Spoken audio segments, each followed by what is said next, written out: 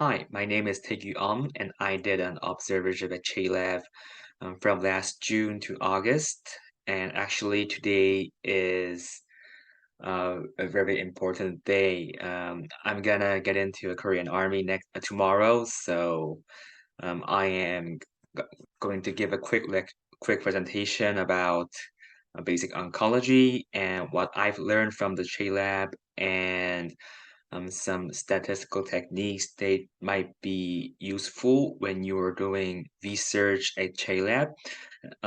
For disclaimer, I only did like 20 weeks of observation at JLab, and I might be wrong, and I might have not the best information that you might need, but I wanted to share what I've learned about the basic concepts of oncology research, and I believe that this presentation will be useful and beneficial to further undergrad students and doctors. Thank you, and I'll start the presentation. So I'm gonna discuss basic oncology and some endpoints, treatment intents, and what resist and IR resist is, and most importantly, I'm gonna tell you how to navigate SPSS to calculate PFS and OS when you're doing research. This part about basic anatomy, I believe many doctors already know about this, so you can skip this part. And this part is for undergrad students to give better understanding about Dr. Chase's note. So on his note, he writes, and Dr. Chase's note and radiologist note and pathology note, they all have specific information about the location of a specific tumor. So you might want to know where the actual cancer is. So this might give you a basic concept. So there are three lobes and the right lung, which is right upper lobe, right middle lobe, and right lower lobe. And as you know, we doctors love to use abbreviations. So we call it RUL, RML, RLL respectively. And there are two lobes in the left lung, which is left upper lobe and left lower lobe. So yeah, then we call it LUL and LLL. These are the most important concept uh, in the anatomy, and there's an organ called pleura. So basically, a pleura is a thin membrane that encases the lung. There are two pleura, types of pleura, which is visceral pleura and periatal pleura. Um, if you look into this picture, the visceral pleura is the pleura, um, or which is right adjacent to the lung. So this part is visceral pleura and this part is parietal pleura. So if some fluid accumulates in between this space, we call it pleural fluid.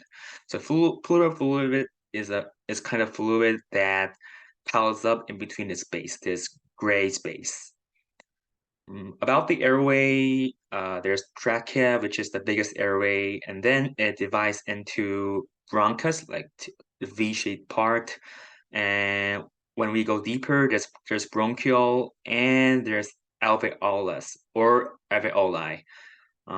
So this is the part where gas exchange occurs. Like we breathe in oxygen and breathe out carbon dioxide. This is the part where that happens.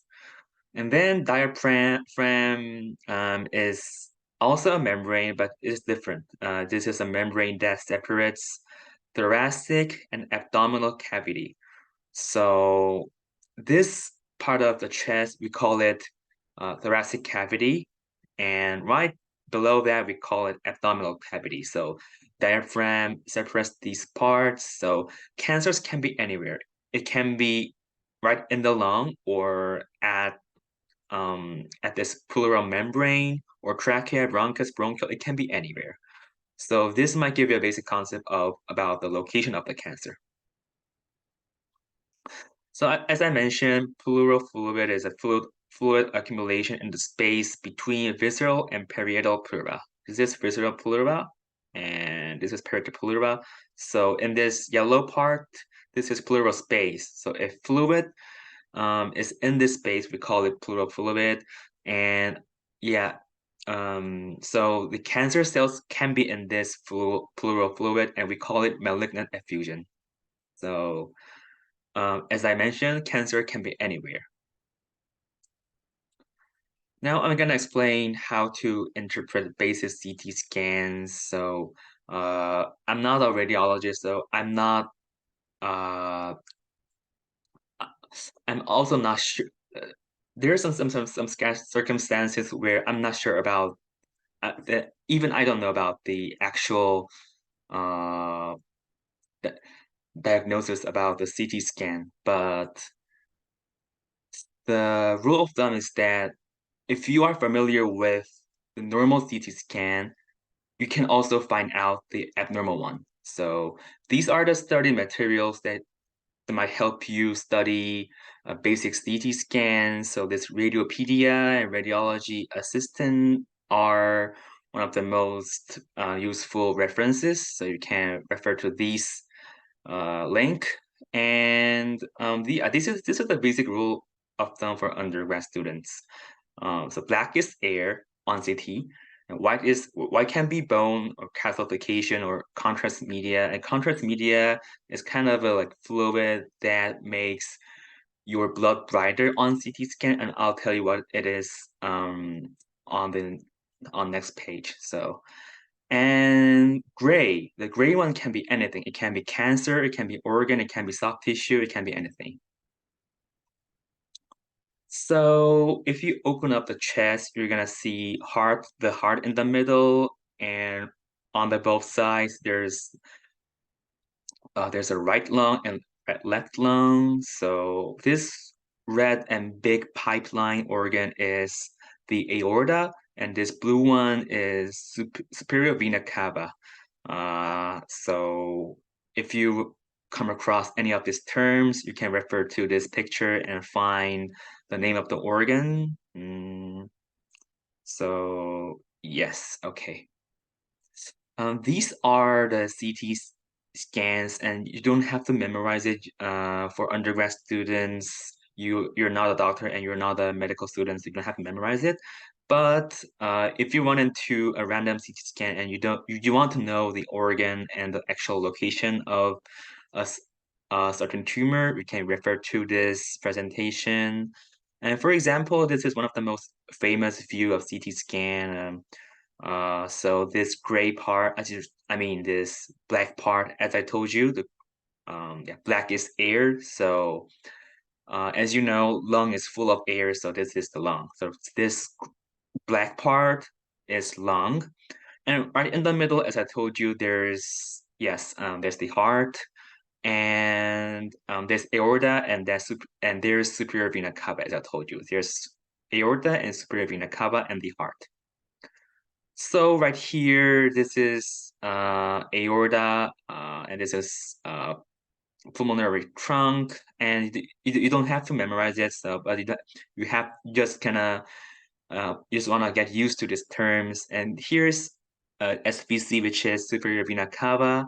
So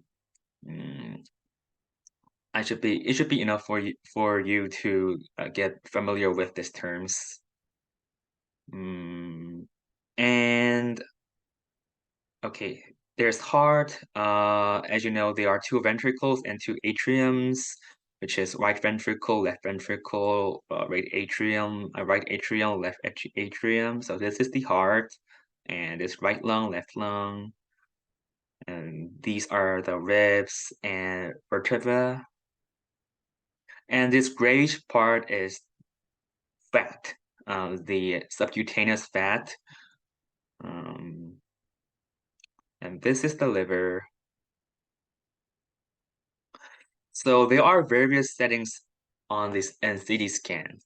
So each settings emphasize a certain organ or a tissue.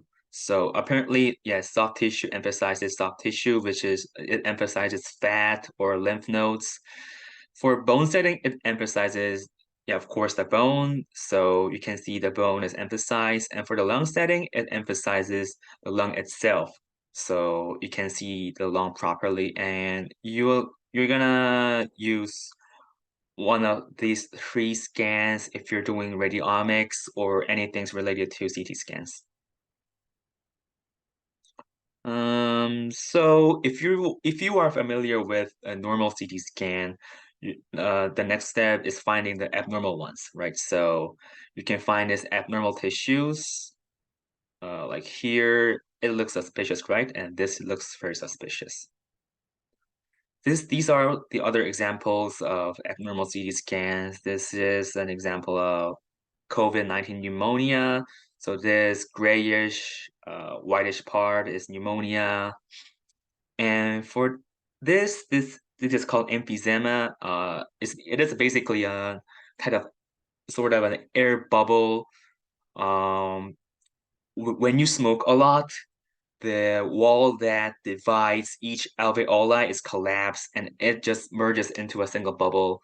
So I'm not gonna get into this, but just get the basic concept that if you smoke a lot, your lung destroys, and then it looks like a bubble on CT scans. So uh, as you can see, this part looks darker, looks more like um more black than usual. So as I told you, black is the air. So this part is full of air. So this part, the alveoli, traps a lot of air, so it looks more black.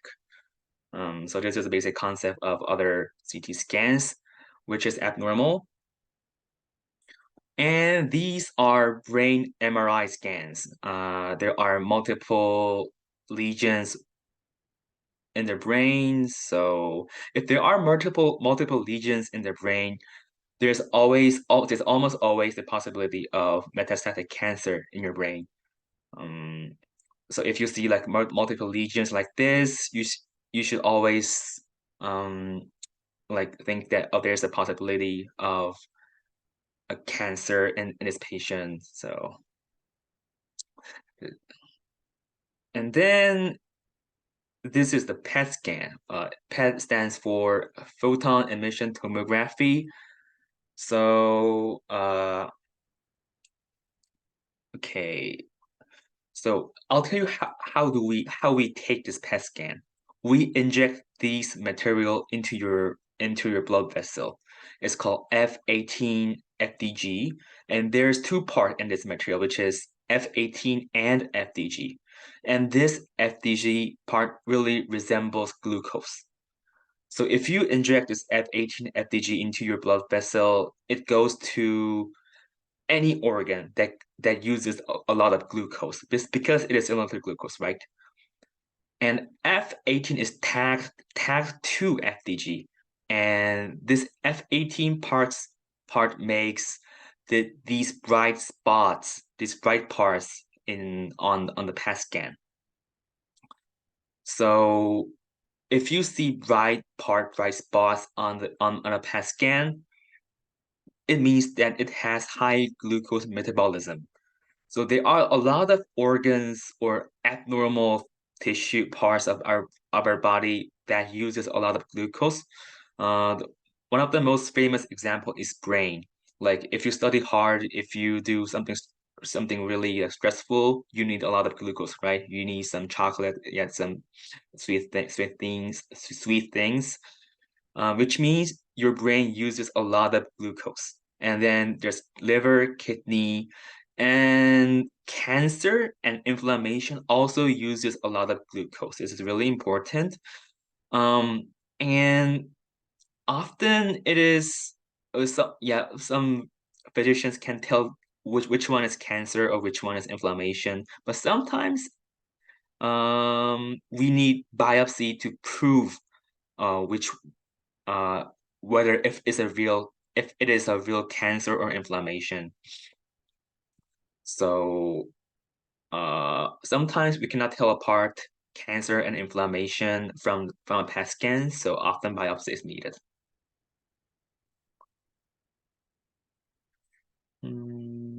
I'm not going to get into these terminologies, but I have to mention the concept of neoplasia. So for undergrad students, neoplasia is just a fancy term for tumor, or yes, so benign neoplasia stands for benign tumor. Malignant neoplasia is exactly the identical to cancer, which is like So there are two types of neoplasia, which is benign and malignant. And the core difference between benign and malignant is the ability to metastasize.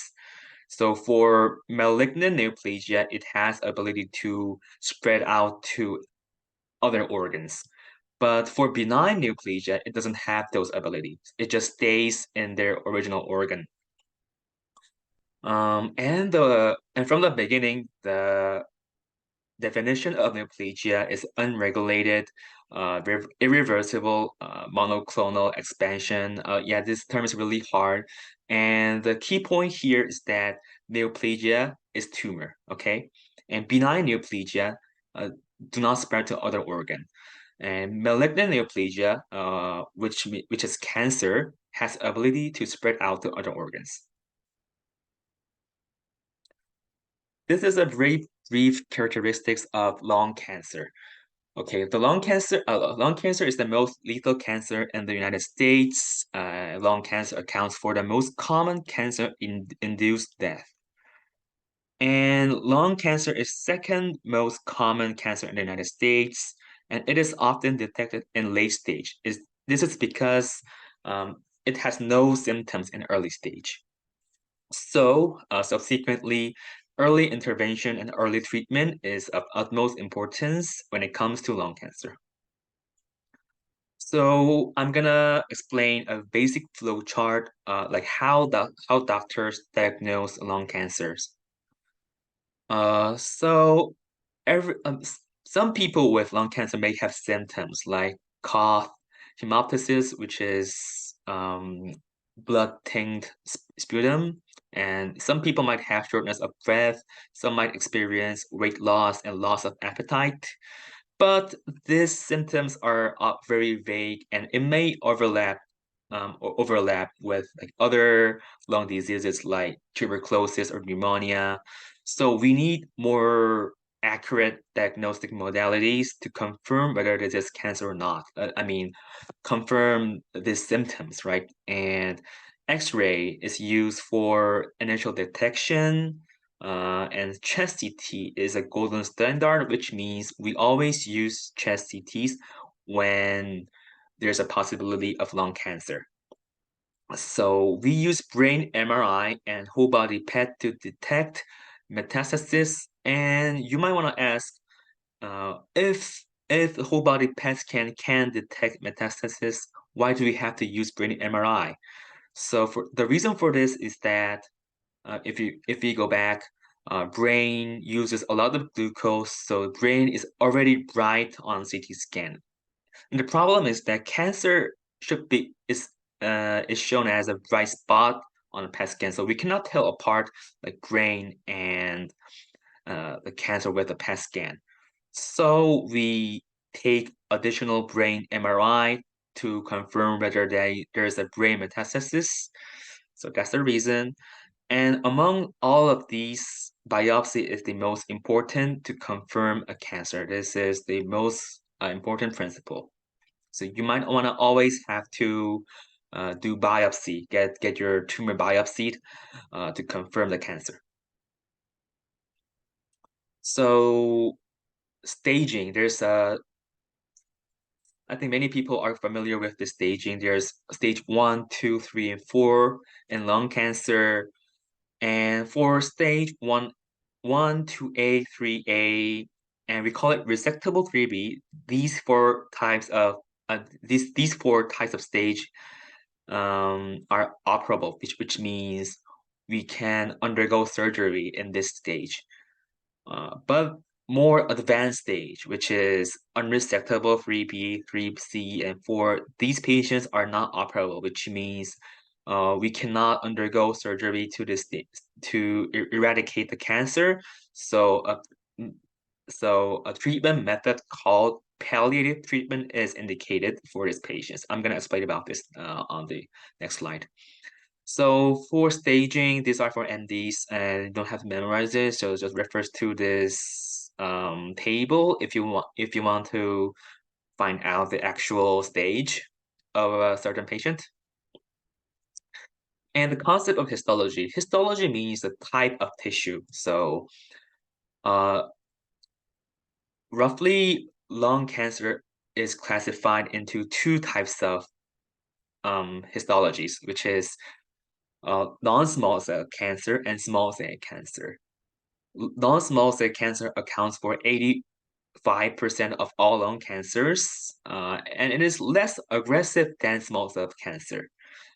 So in this category, there's adenocarcinoma, squamous cell carcinoma, large cell carcinoma, and adenocarcinoma is the most common type of lung cancer, and it is the least aggressive one. And for small cell cancer, it is really aggressive and it is often related to smoking. And adenocarcinoma is most common in non-smokers. So these are some additional diagnostic method that Dr. Che uses for patients, which is Garden, Tempest, and NGS and Veristrat.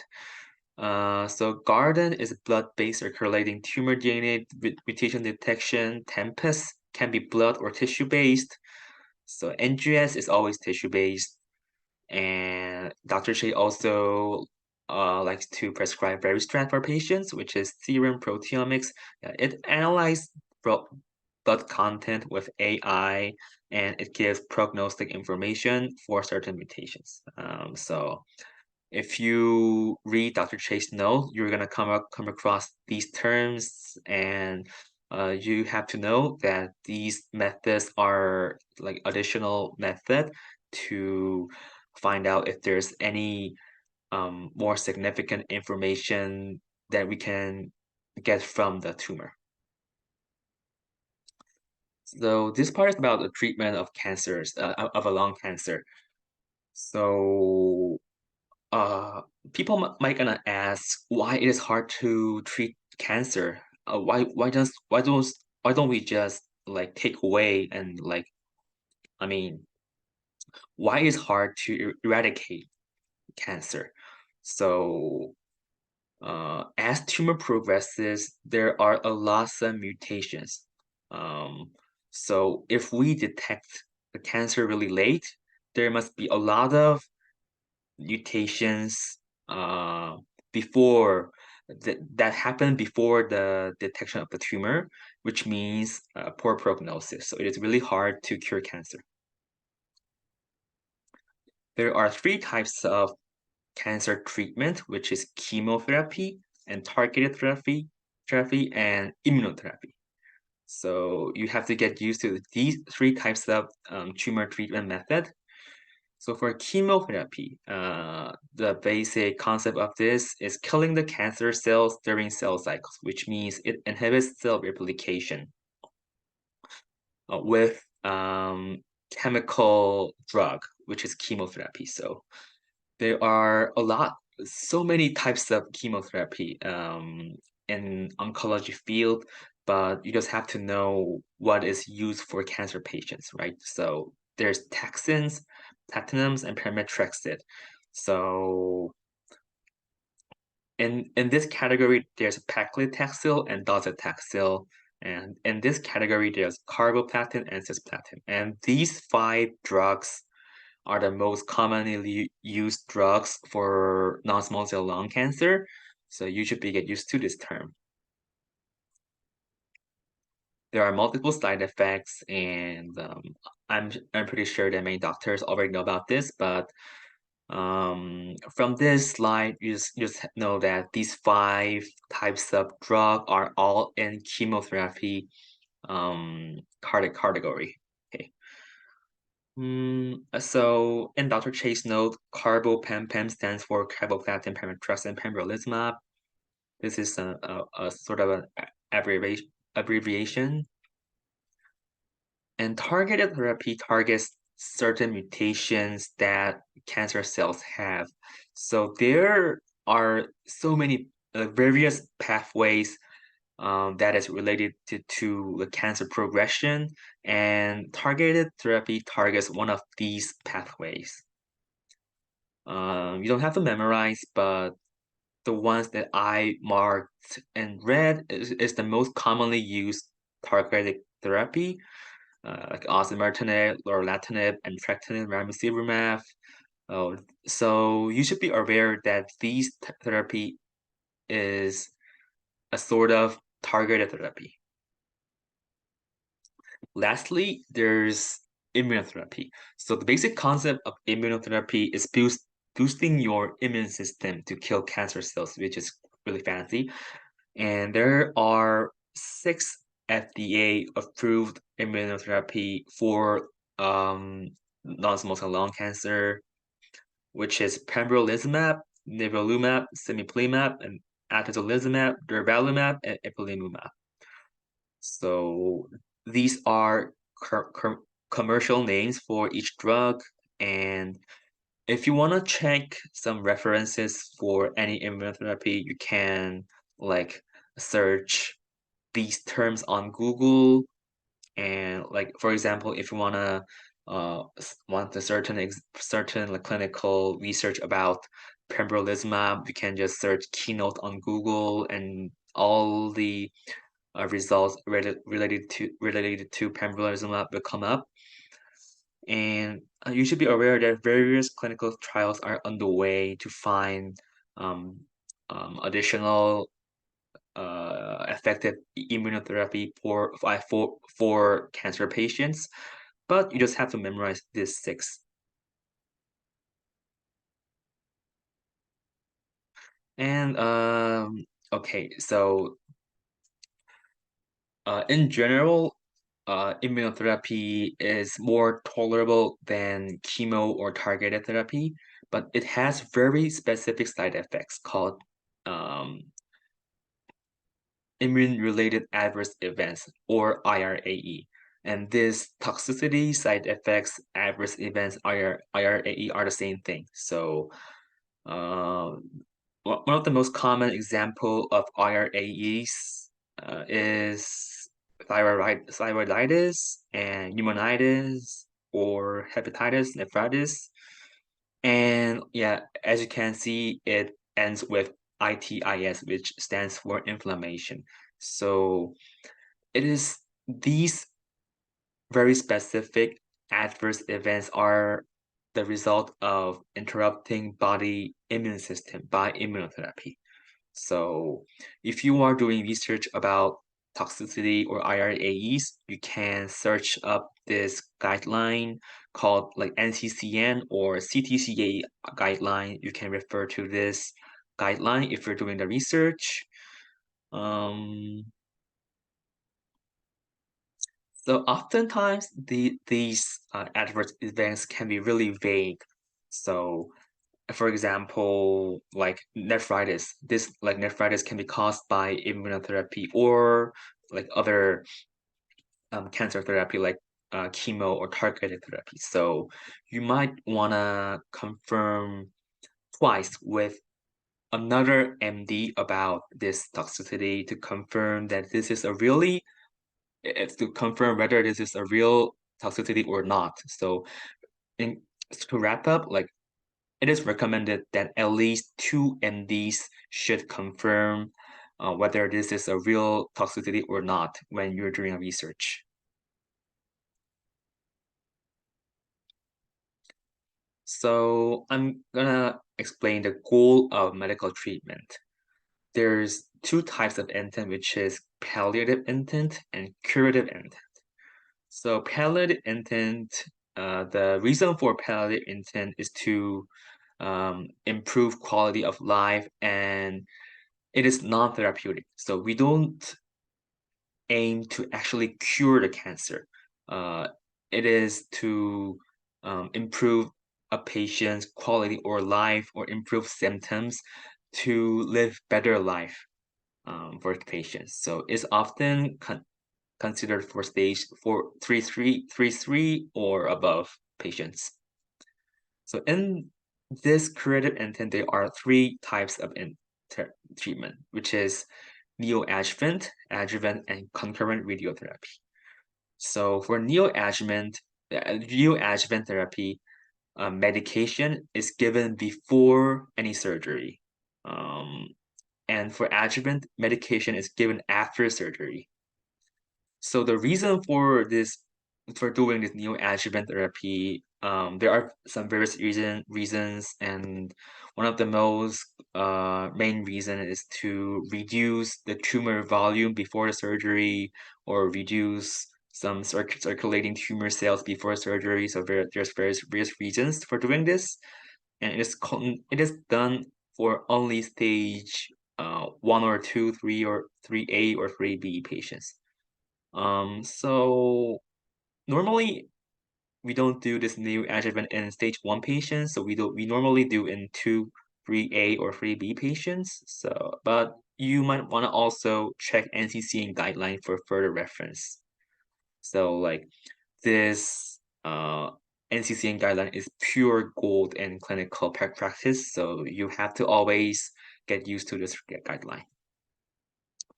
I explained about neoadjuvant approach, and for concurrent radiotherapy, it means that we do radiotherapy and chemotherapy, or like chemotherapy together. So for this, I mean not the chemotherapy. Sorry, I'll just go again. For concurrent radiotherapy, we give medication and radiotherapy together. So in this category, we only use durvalumab. So only durvalumab is approved for non-small cell cancers, concurrent radiotherapy. So if you run into durvalumab in Dr. Chase's note, you should be aware that it is given for concurrent radiotherapy approach.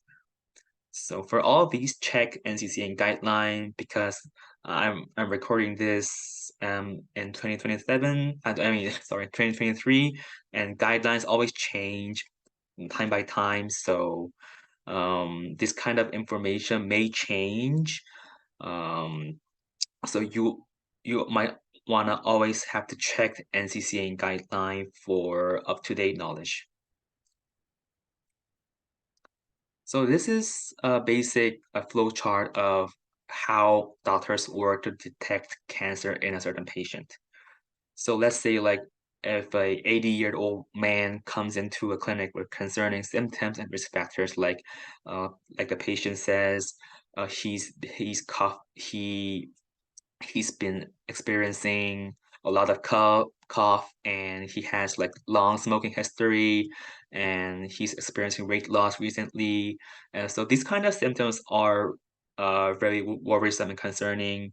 And then we take X-ray or CT to confirm if there's any suspicious nodule that is that warrants further follow-up. And yeah, and after we take X-ray or CT, and if there's a very suspicious nodule, that a doctor thinks that it might be a cancer, we do biopsy.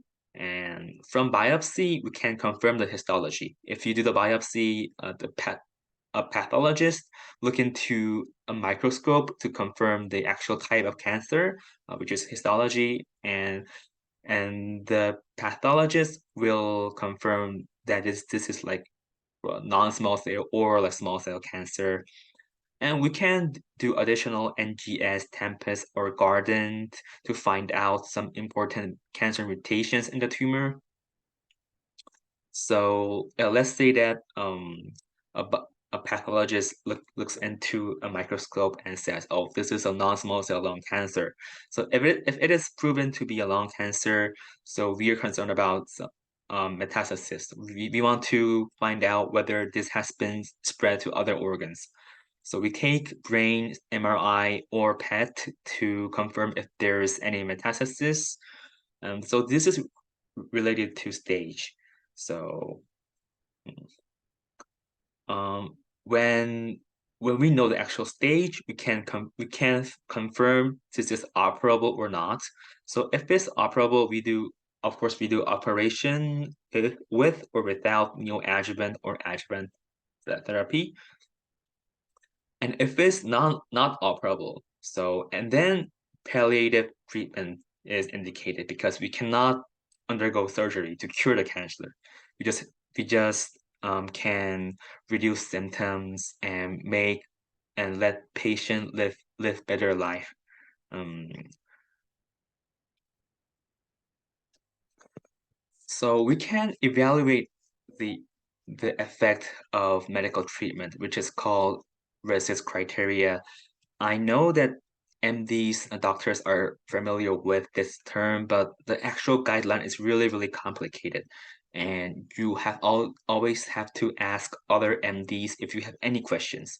So refer to this guideline if you're doing something with a resist. And these are the basic concepts that you're familiar with. And I believe this is the out of scope of undergrad students, so like calculating resist should be only done by doctors. And there's a concept called I resist and IR resist, and these are all different. And please refer to the guideline on the internet. And read all the guidelines. If you have any questions, ask other doctors, and that should be enough. So there are some endpoints for medical treatment. So if you're doing a research, like let's say if you're comparing two medications and you want to know which medication will make a patient um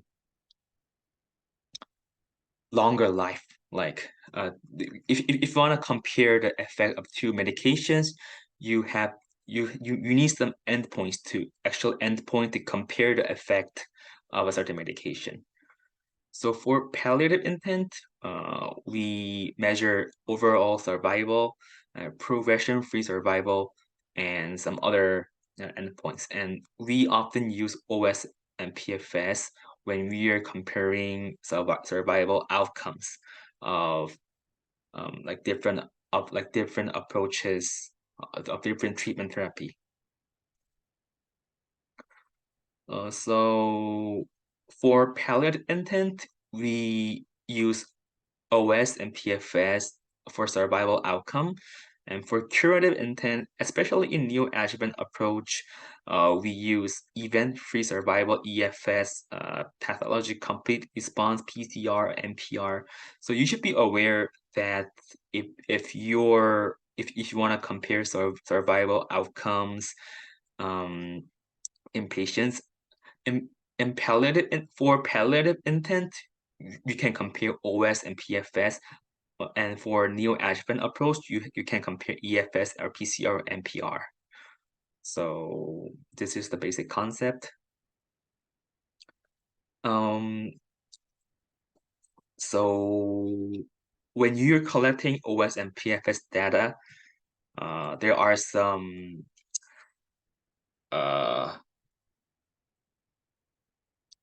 different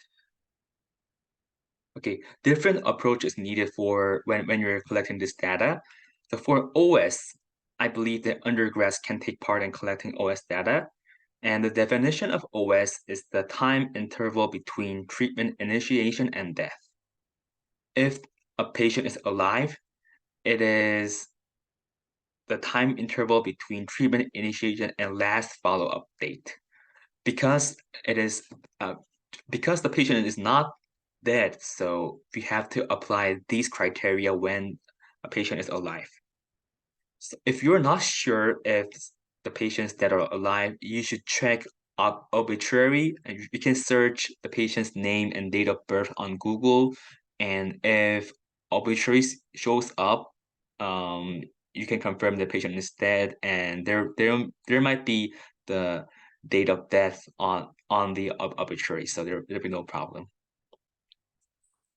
When you're collecting PFS data, it is me and Dr. Che and other professors' opinion that only MDs are recommended when collecting this data because it needs clinical decision. So definition of PFS is the time interval between treatment initiation and progression. Normally, the progression is written as progression or progressive disease or just PD on Dr. Che's note. And if there's no such term on Dr. Che's note, normally physicians change their cancer regimen if it is proven to be a progressive disease. And I'm really sure that Dr. Che writes these terms if a patient shows progression, but there might be some other professors note where there's no such mention. They don't. I mean, some professors do not mention about these progressions. So if a physician changes cancer regimen, um, I'm pretty sure that it can be considered as progression, but you might also always want to ask to other professors or other doctors to confirm this. Um, so if you have any questions connecting OS and PFS, always double check to other doctors or professors or Dr. Che. So this is the basic concept of OS and PFS. So this is the most important part of my presentation. I'm going to explain how to analyze the actual OS and PFS with SPSS. So if you have the actual data after you collect all the OS and PFS data, um, so there are some programs with which you can actually analyze OS and PFS. One of the example is a Prism and like RStudio, and when I was in the lab, a professor called Dr. Jian was working, and she loved this program, and she taught me how to use this. So I think this is one of the most easiest program in this field. So I'm gonna explain how to do this. So if you run this program, uh, you're gonna see this section, and if you click this file and click open and click data, and this kind of thing pops up, and you can just click Excel sheet and click and upload any Excel that has the OS and PFS data, and all the variables are automatically uploaded on SPSS. But you can actually manually just copy and paste all the variables from the Excel sheet if you don't have many. So this is up to you. You can just upload Excel sheet from this file, open and data, and you can also manually type it. I mean, copy and paste all the variables. Oh, by the way, this SPSS program is installed on one of our lab computers, and you can download 30-day free trial on IBM homepage. So, if you want to analyze OS and PFS, you have to use this Kaplan-Meier curve to compare survival outcomes. You just have to click analysis and survival analysis, and there's Kaplan-Meier curve right here. So if you click this button, this kind of thing shows up, and yeah, this is one of the most important part of this presentation. So there's the time part, and this I don't know what is this in English, but there's 시간 part, 상태 part, and 요인 part. It's called TUF.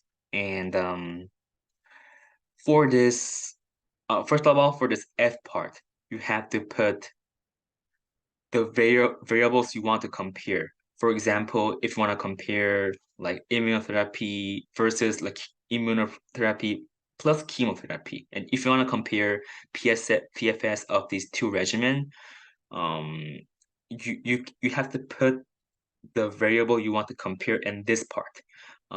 If you don't understand what I mean by, you can just ask the other doctors. But like, I'm gonna just explain. right now, so for this F part, you have to put variables you want to compare. And in this U part and T part, for T part, and you can put PFS or OS. So PFS data and OS data are in month or days. So if you put PFS here, you have to put progression variable here. So if you put PFS, you have to always put progression. And if you put progression, you always have to click this D button. So you have to put progression in this U part, and if you click this D part, this thing shows up, and you just have to type one here, because 1 means progression and 0 means no progression. So you just have to put 1 here, and that's it for the Kaplan-Meier curve. And if you want to analyze OS, just put OS in this T part and put death data in this U part. So do the exact same thing. Just click this D button and this shows up, and type 1. And for OS, exactly the same. Put the variable you want to compare in this part. So let's say if you want to compare PFS of ICI versus ICI chemo, so you want to compare ICI and ICI chemo, so put variables of ICI versus ICI chemo this part. So you want to compare PFS, so put PFS here and put progression here and click D and type 1. That's it. So it might sound a bit weird and like really complicated, but if you do once, you're gonna just gonna have no problem doing this. So yeah, I'm gonna repeat again and again because this is important. If you wanna compare PFS, just put PFS in T part and put progression in U part and click D and just type 1, okay? And for F part, you can put variable that you want to compare, and then it's not actually it. You have to do additional step, which is clicking this. Click C, and you have to check all these boxes, and then click O and check this V. And this is really it. And yeah, fill out T, U, D, F, and C, O. That's it. Okay, and if you do this and click, if you run it, another thing will pop up and it will show the actual graph. And if you click this graph, you can actually edit it. And you can like put like different references, or like you can change the format of the graph, and you can do anything. And then you're gonna see this median PFS and p-value. So let's see this. So this value stands for median PFS, and this value stands for p-value. So according to log rank analysis, the p-value is 0.993, which is not that good, but like this is for an example. So for this analysis, you've got a graph and you got a p-value and you got median PFS. So if you want to do OS, yeah, you have to do exactly the same. Yeah, put OS in this T section, right? And put death in this U section, as I told you, and fill out D and just type 1, okay? And then fill F and fill this part with the variable that you want to compare, and fill out C and O. Do exactly the same, okay? So this is it for the Kaplan-Meier curve. So if you have any problems,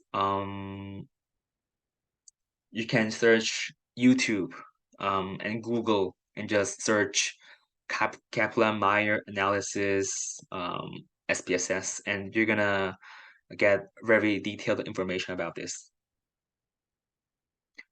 And if you want to know the hazard ratio, do exactly the same. Just click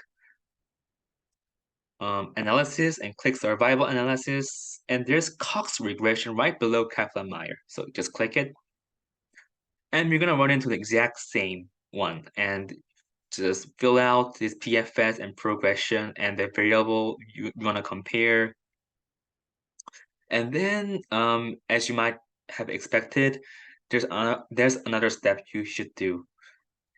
You have to click option and click this box, EXPB. Okay, and that's it. And you can run the analysis, and this might show up. And this EXPB section stands for H hazard ratio, and this is 95% confidence interval. Okay, so hazard ratio for this is 2.1, and hazard ratio is 1.055 to 4 per 5. So you can just copy and paste this.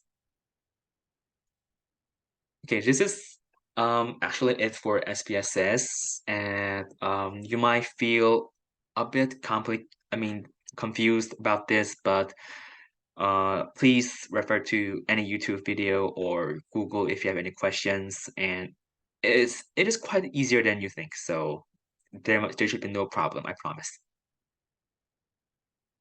And this is a bonus for undergrad students. I learned that many undergrad students have difficulty interpreting these these abbreviations.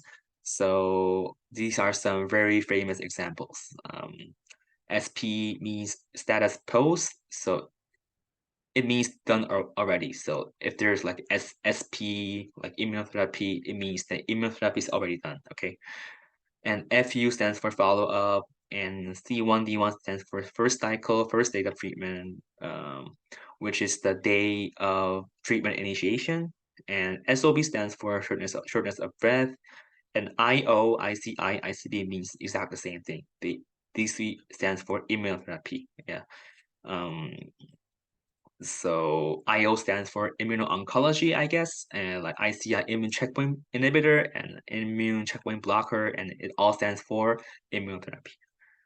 So for pack year, pack year is actually a measuring unit of how many cigarettes that a person smokes in a day, and doctors need a very objective criteria to confirm the actual amount of cigarettes that a patient has smoked in like in his or her whole life.